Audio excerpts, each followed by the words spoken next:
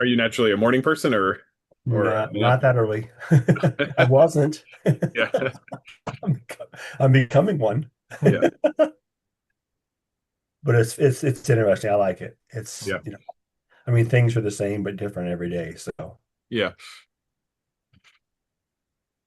All right. Well, I think we're about ready.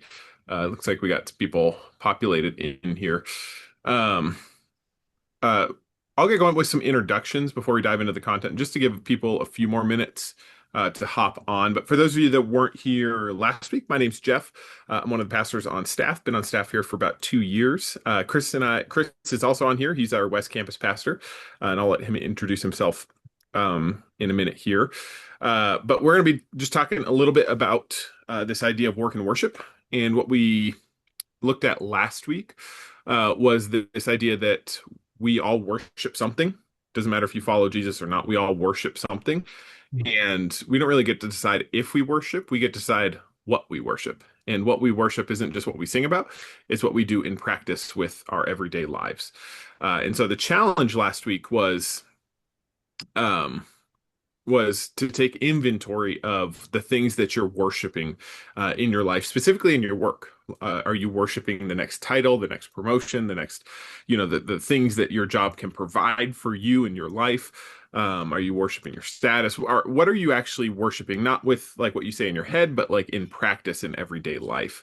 So if you took inventory of that, we'd love to hear from you from that. And throughout the whole thing, we have the chat thing. Chris and I have it pulled up. You can type that in throughout our whole talk, and we can kind of dive into kind of what God's revealed in your life or is revealing in your life throughout today's talk. Today, we're going to shift a little bit into um, this idea of how do we show up at work and get a little bit more practical with some of those things. So, with that in mind, I'm going to turn it over to Chris, let him introduce himself, and then introduce this topic a little bit more. Awesome. Thanks, Jeff. Hey, good evening, man. Hey, before I officially start, I'll do an introduction, but also just wanted to point out we have a smaller group in this evening session. One of the benefits of that is just it's more of an opportunity to have a conversation. And so just want to encourage you as we if you have questions, feel free to jump in with those. But you can engage a little bit more, I think, easily with a smaller group. So just wanted to give you an encouragement. Yeah, let me start with an introduction. As Jeff said, I'm the campus pastor for the West Campus. I've been in that role just really new, like 2 months now, and I've been on staff with the Flatirons for 4 years. Um, and then I worked in the software world before that. So I worked in the business world for a software company for 18 years prior to coming in and joining Flatirons and going into ministry. And I love this topic about work and worship because it's so part of like my story. And so I just love to share my story because I think it can help other people see things going on in their own lives. And I feel like it's also healing for my brokenness too. Um, so let me give you a little bit of backstory. When I started in the business world, back with that software company, that was back in 2005. And in 2005, I wasn't a believer. Didn't have. I grew up in the faith at a really young age, but fell away from that and was just kind of lost and living my life. So when I started this software company, um, my purpose and my identity really was rooted around this idea of a financial legacy. So somehow at an early age, I had this rooted into me this idea of success. And success is important. Success is how you prove your worth. Success is how you show you belong. And so as I got into the business world, in my mind, that translated into a number and a position. And so I believe this lie that I think a lot of men believe that is if I made this certain number, if I hit this number, or if I got this position, then I'll have a complete life and then I'll have made it. Um, so everything in my life was revolved around trying to prove myself through success.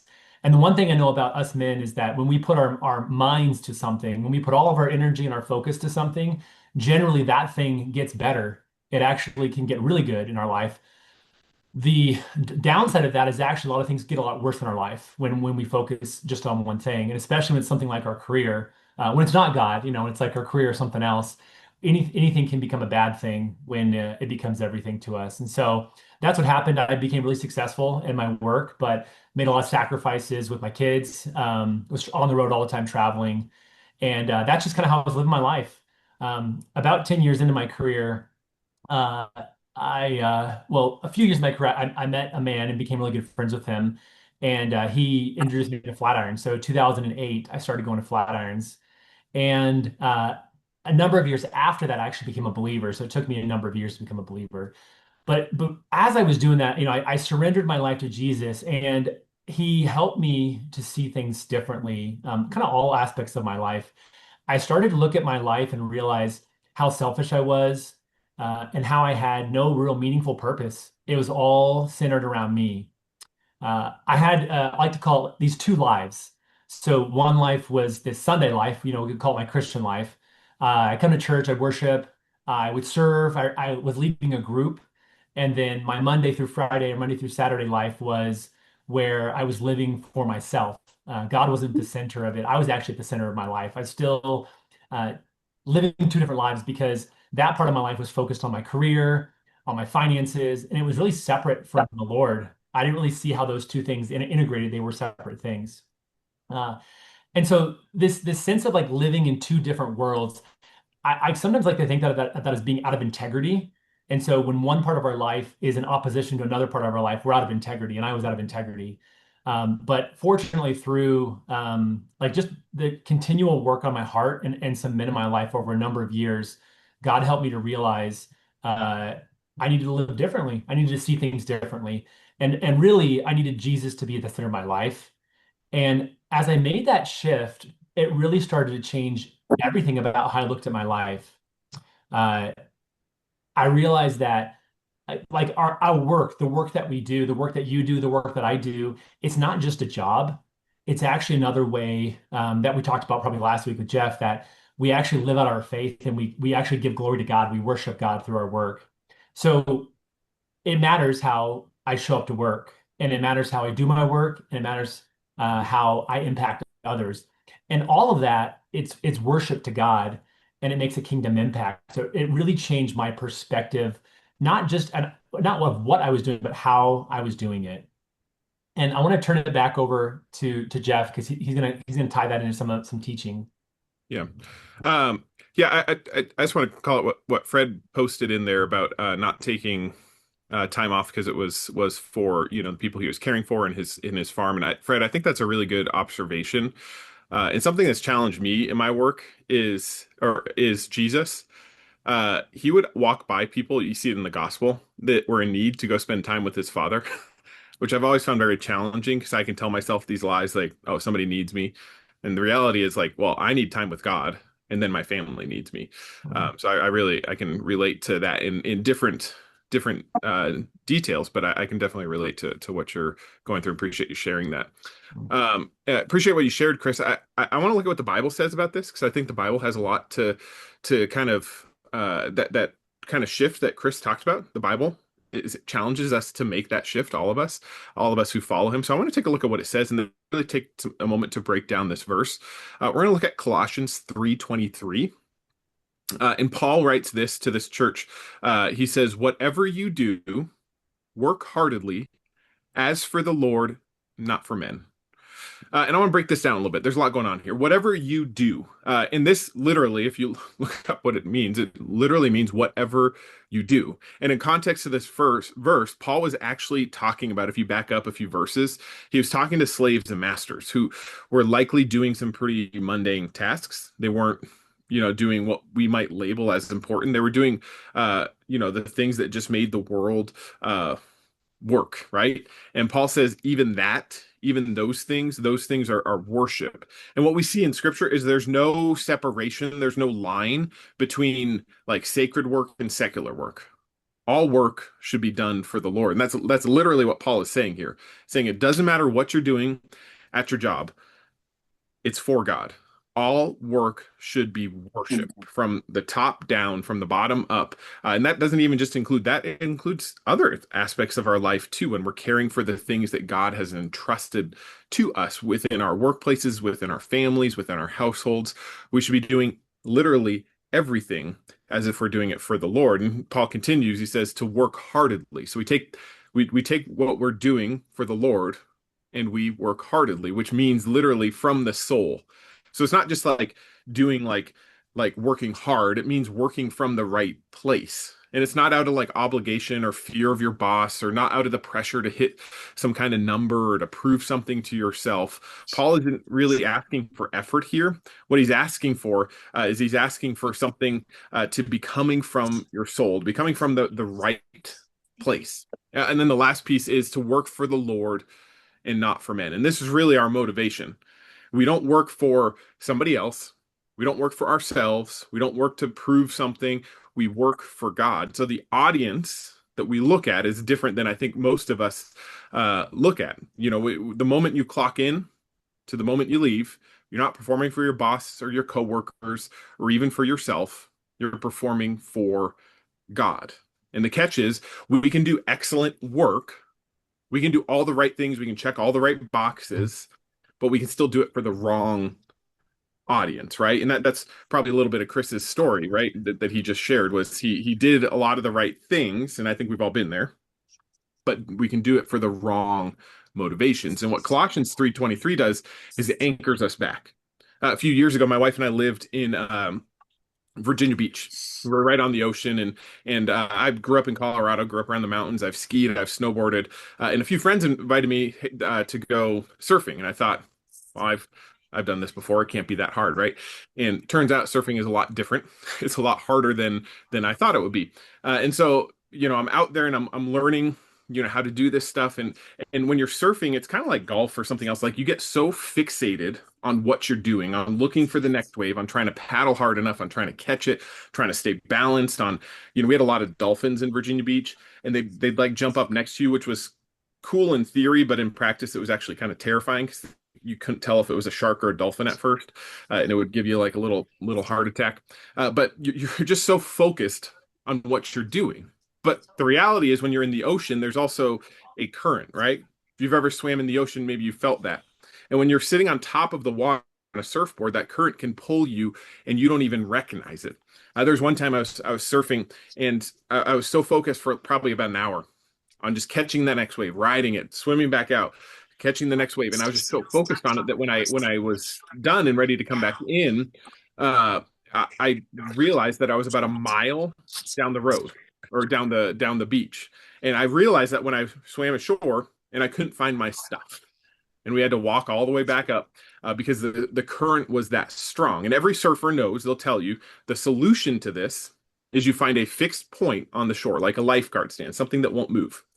And you just continually fix yourself to that fixed point. So if the current's pulling you this way, you swim back this way until you're lined back up with that fixed point. And I think that's exactly what this verse should be doing for us. It should be our fixed point saying, all right, we're supposed to work hard as if we're working for God and not for man. Am I doing that? Did I do that today? Did I do that this week? Am I doing that with my job? Am I doing that with the things that God has entrusted me to? Mm. The reality is, we'll all drift away from what God has intended for us to do. And we have to have a fixed point, which God gives us, to pull us back to these things. So I just encourage you, as Chris is going to share a little bit more about the application of this, how do we think this through? But I would encourage you to start taking some inventory, kind of in your mind of this. Are you working heartedly as if you're working for the Lord and not for man? Hmm. Thanks, Jeff. One of the things I like about that metaphor with the focal point is, sometimes I also believe this lie. I believe a lot of lies, unfortunately, that you reorient your life. So it's like in the case of the metaphor with the ocean, you resynchronize on that lifeguard stand, and then you're kind of done. But the reality is, different seasons of our life, or just life in general, we drift, just like in the ocean, we drift. And so even when I came into ministry, I was drifting again with that, falling back into the same old patterns of trying to prove myself through my purpose of identity and success.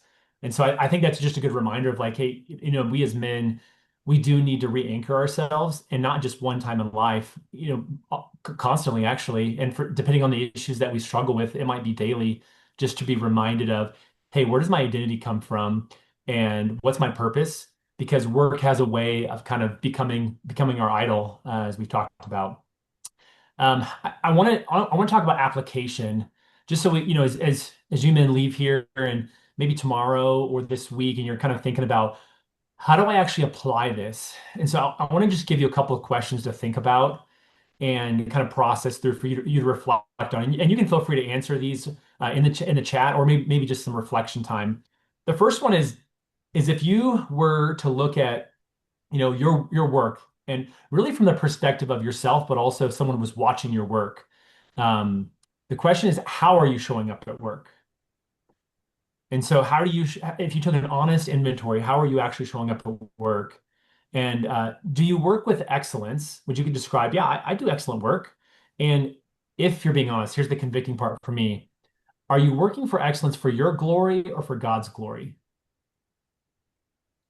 Are you working are you working for excellence for your glory or God's glory? Um, when when we're doing these things, right? When we're showing up and we're doing excellent work and we're doing it to glorify God, it honors God, obviously. But here's the other really cool thing is people take notice. They notice that there's something different about you. You're not like everyone else. And that not like everyone else can actually have a greater impact than you might think. Um, we're going to talk about this more next week with um, looking at kingdom impact and how we impact people in the workplace. But just quickly, I talked about my story of coming to faith, and it actually began with a friend of mine who um, ultimately invited me to Flatirons, and I got to know him. He's someone I recognize. Hey, there's something different about you. You do your work differently. You kind of it just feels like you live your life differently. Um, and because of that, I was just curious. I'm like, hey, I want to know why you're different, how you're different. And so we just got to become friends, spend a lot of time together. And I found out that he was different because ultimately he was a believer, and he that was his foundation for the work he was doing.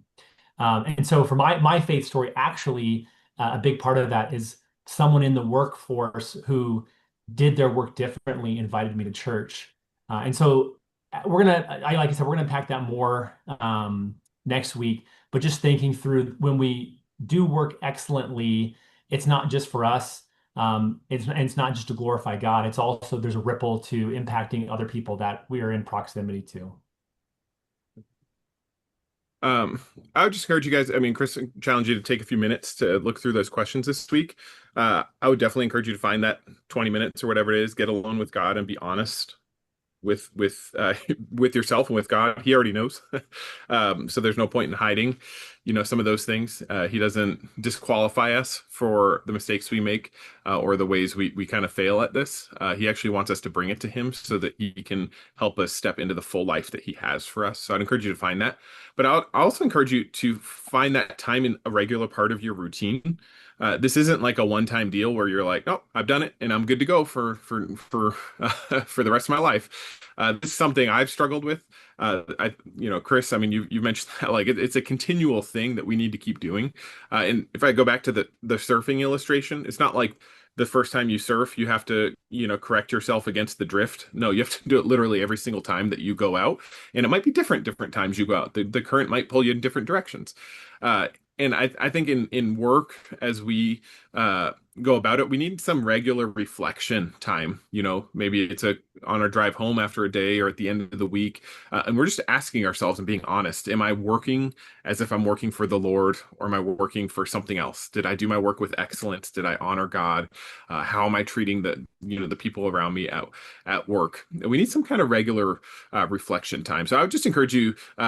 As you spend some time with God this week around this, to also think about what can be a healthy routine for me to get into just in general, so that I can spend this time reflecting. We have a few minutes left. We have let's see, about 7 minutes left for any conversation that you have. You can drop it in the chat, which we got a few in there, or you can unmute yourself and you can talk there. Chris, I see you're reading the top one. You want to read Rogers there? Yeah, thank you. Yeah, so Roger, you said, fairly new to my job. I'm working hard to do a great job in order to keep and advance at this job. Without saying more, you might think I'm doing this to glorify myself. However, I pray every day for God to help me through my day to do good work. So I know that I'm doing it to honor God, but I don't know if anyone else can see that. Yeah, I love how you're processing through that because I think if people don't always know our motivations for things, but I think over time they see our heart. And so I think that will, if that's the orientation of your excellence in your work is honoring God, it will come out. And honestly, sometimes people will know we're believers by the words, when we actually talk about our faith, which is awesome. We get an opportunity to do that. But I think there's also a lot more we can say in some cases by not saying anything about our faith and just by how we treat people and do our work. So my encouragement is just to keep doing that. And it's actually amazing when it takes some of the pressure off when you don't talk about those things, but actually just let your work shine and let people see, really see God through the way you approach your work. I don't know if you have anything to add to that, Jeff. I was reading Chris's, so Oh yeah, yeah, that's fine. yeah. Great. I would Um, Go I ahead, would like to Roger. just say one thing, if you don't mind, is Yeah, yeah. yeah, Jeff, when you read this verse this morning, I was raking the bunkers today, and when I got done off the machine, I was using a rake to go around the edges, and I thought of this verse today. Hmm. yeah, As I was doing that, I was like, some guys could actually take shortcuts. Yeah. I was like, no, no, yeah. that's Yeah. not the way it works. So when you read that, I was like, I couldn't remember where it was in the Bible, but I remembered the verse, and that's exactly what I was thinking of today. So I thought that was pretty coincidental when you read Yeah. that. Yeah. I Yeah. love that, Roger. I also think about something about the quote around integrity is what you do when people aren't watching. But just the idea of like, sometimes no one will know but you, and obviously God knows too. But it's like, hey, even if no one knows, I know what I should be doing, And so I love Yeah, that sense of like, I know what excellent work is, even if no one else notices. That's yeah, good. exactly. Yeah, I think that plays into what Chris was saying, which is he's talking about a transition in employer work, but understanding that though assignments may change, the Yes. person we're working for never does. Uh, I think that's a really healthy perspective for us to have, because we're working for God, and I mentioned this before, but there's a lot of theologians that I've read that talk about the work we do here in this world as carrying over throughout eternity, and that when we work for God, we're not actually working in vain. We're doing something bigger, something that we can't see, and it might just feel like a sales call or getting the bunkers ready. In your case, Roger, it might feel like it's not accomplishing anything, but it's actually doing something much more significant and more than maybe we can even see and understand. Part of it's probably what it's developing in us, but I think God's going to do more throughout eternity with what we do here and now than what we might recognize.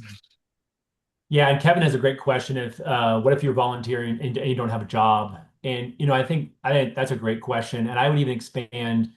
Sometimes we can put work in such a narrow box of the things I get paid for, but I would include that for your work can be volunteering. Your work can actually be being a husband, being a father. So many of those things that we do excellent expand our definitions of that and say all of those things. I mean, in what Jeff said, everything you do. And Yeah. so that context is, hey, let's not limit it to those one things because volunteering is such a fantastic way to give glory to God as well. Yeah. Yeah, I would add, Kevin, I think that's a greght question. I would just say anything that God has entrusted you to with is what this verse is applying to, what work applies to. So that could be a volunteer position within the church. It could be a friendship or a relationship that he's given you. My mom she's the master gardener, like that's not her job.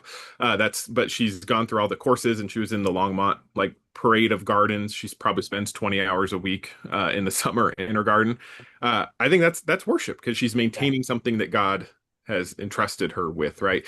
And that quite literally was kind of the first job of Adam and Eve. They were given a job in the very beginning. Work is a good thing that God has given us.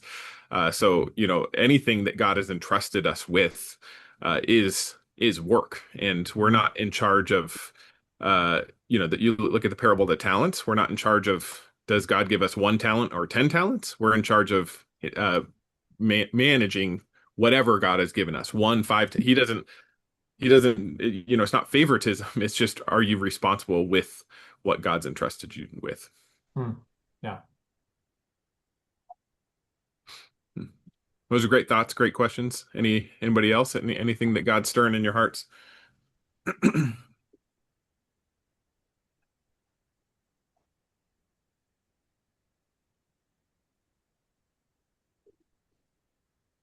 I was just kind of, reading Kevin's, a volunteer.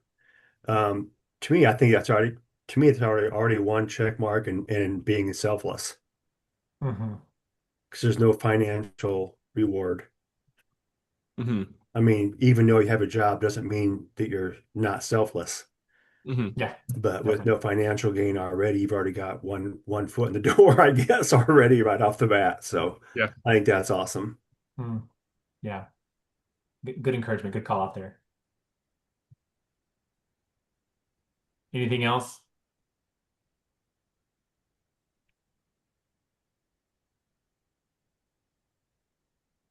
Awesome. Well, we hit 7:30. So you guys can start hopping off, but next week we'll be talking, well, Chris will be talking about using our workplace for kingdom advancement. So I think that'll be a great conversation because God's put people in all of our lives. And I don't think he's put them there by accident. I think he's Mm, put them in there intentionally. So mm. looking forward to diving into that with you guys. All right. Thanks, Awesome. guys. Thanks, man. Have a good Yep. night. All right. Have a good one. Bye-bye. Have a good night.